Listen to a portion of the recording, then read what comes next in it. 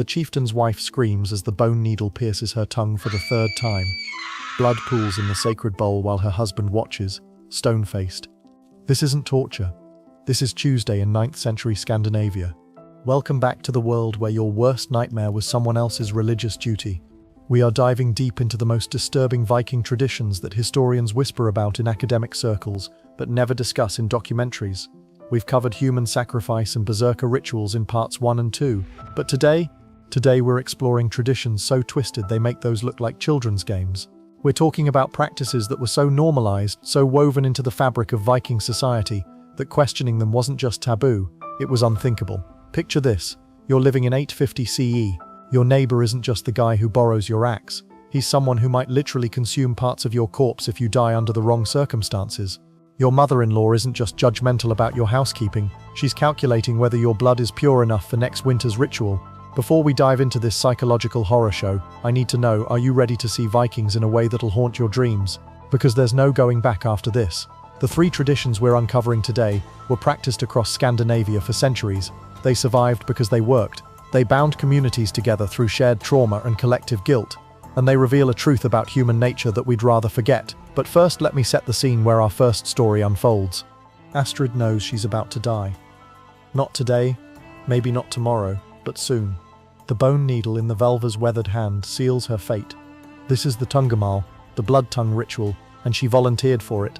Here's what historians don't tell you. Viking women weren't just wives and mothers. Some became oracles, but the price was everything. Their humanity, their voice, their sanity. The ritual happens in 3 stages, and each one breaks something inside the woman that can never be repaired. Stage 1. The Velva pierces Astrid's tongue with needles carved from enemy bones. Not once, not twice, 7 times. The blood that flows isn't wasted. It's collected in a bowl made from a child's skull. Why children's skulls? Because Vikings believed children's bones held pure magic, untainted by adult sins. Think about that. They had an entire industry around harvesting infant remains. But here's the disturbing part that'll make your skin crawl. Astrid asked for this. Women competed for the honor. They saw it as the ultimate spiritual achievement, like becoming a nun, except nuns don't drink blood mixed with hallucinogenic herbs while their tongues heal into permanent scars. The scarring isn't accidental. It changes how they speak forever. Their voices become otherworldly, raspy, inhuman. That's the point. They're no longer women, they're conduits. But wait, you haven't heard the worst part yet. The tongue piercing? That's just preparation for what comes next. Stage 2 of the Tungamal involves something so horrific that medieval Christian chroniclers, who witnessed public executions daily, refused to write about it in detail. Astrid must now perform the Lifandi blot, the living sacrifice. But she's not killing someone else. She's sacrificing parts of herself while still alive. Using a consecrated blade, she removes her own fingernails, one by one, while conscious, while chanting prayers to Odin. The nails are burned, and she inhales the smoke. Vikings believed this smoke carried messages directly to the gods. Modern pain researchers estimate this ritual would rate a 9 out of 10 on today's pain scale. Medieval anesthetic. A leather strap between your teeth and maybe some fermented berry juice if you're lucky.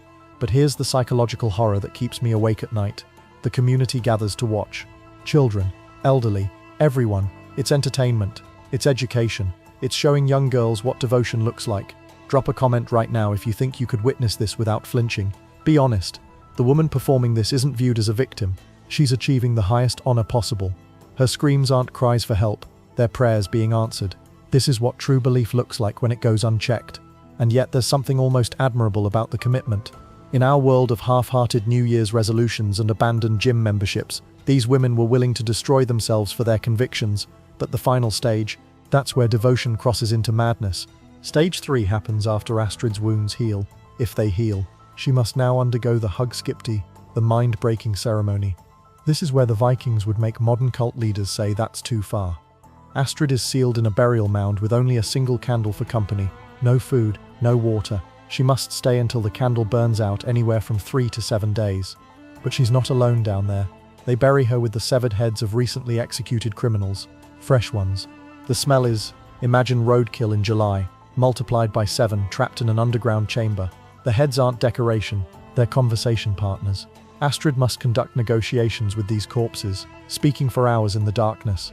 The scarred tongue, the pain-addled brain, The sensory deprivation, the hallucinations from hunger, it all combines into a psychological break that's carefully orchestrated. When she emerges, she's no longer Astrid, she's something else. Something that remembers being human but can't quite access those memories anymore. The community welcomes her back as a vulva, a seer who can predict the future and communicate with the dead. And here's the thing that'll mess with your head, she actually could predict things. Historical records show these women were unnaturally accurate at forecasting weather, crop failures, and enemy movements. Were they really psychic, or had trauma just rewired their brains to notice patterns other people missed? But what we just described, that was considered the merciful path for women who wanted spiritual power. Before you dismiss this as ancient barbarism, consider this. We still sacrifice our bodies for beliefs. We still put people through psychological breaking points to prove their commitment. We still worship trauma as transformation. Think about military hazing, fraternity initiations, extreme religious practices that exist today. The methods have evolved, but the psychology remains identical. We're still breaking people down to rebuild them according to our vision. The vulva tradition died out not because it was discovered to be false, but because Christianity offered an easier path to spiritual power. Prayer instead of piercing, faith instead of fingernails. But here's what haunts me. Those Viking women achieved something.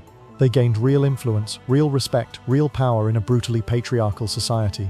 The question isn't whether their methods were right, it's whether we've found better ways to honor that level of commitment in our modern world. If this video made you question everything you thought you knew about human nature, then subscribe, because next week we're covering Viking funeral traditions that make everything we just discussed look like a spa day. Trust me, you're not ready for what's coming.